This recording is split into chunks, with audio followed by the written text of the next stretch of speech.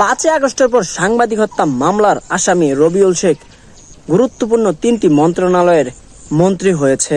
সে বসে এখন আমাদের চাঁদাবাজির সবক দিচ্ছে। সমঝোতার মধ্যে যদি চাঁদা নেওয়া হয় সেটা বলে চাঁদা না বলা হয়, সেভাবে আমি চাঁদা দিচ্ছি। সমঝোতার মধ্যে গাইবান্ধা, সাতক্ষীরা, রংপুর আর অন্যান্য ডিস্ট্রিক্ট থেকে যখন ঢাকাতে কোনো জিনিস নিয়ে ট্রাক মার্ক ঢোকার পরে কত জায়গায় যে চাঁদা দিতে হয় তার কোনো হিসাব নাই। ঢাকার অধিকাংশ ফুটপাত চাঁদাবাজদের দখলে, কারণ বাজার দিনে 3 বার চাঁদা দিতে হয়। রবিউল ফেসিবাদের বিরুদ্ধে কঠোর কথা বলতো, প্রতিবাদী ছিল। 5 আগস্টের পর নতুন বাংলাদেশে এই রবিউল শুরুতেই একজন সাংবাদিক হত্যার মামলার আসামি ছিল।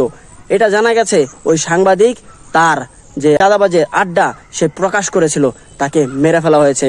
এইটাকে তো একটা মেম্বার বানানো ঠিক না, তাকে এমপি আর মন্ত্রিত্ব দিয়ে দিয়েছে। কারণটা আমি বুঝতে পারছি না। এরকম কথা বলে চাঁদাবাজদের আরো প্রমোট করছে আর চাঁদাবাজদের সাহস এরা বাড়িয়ে দিচ্ছে। নতুন বাংলাদেশে এরা যে কি করবে বুঝতে পারছি না। সবাই ভিডিওটা বেশি বেশি শেয়ার করুন।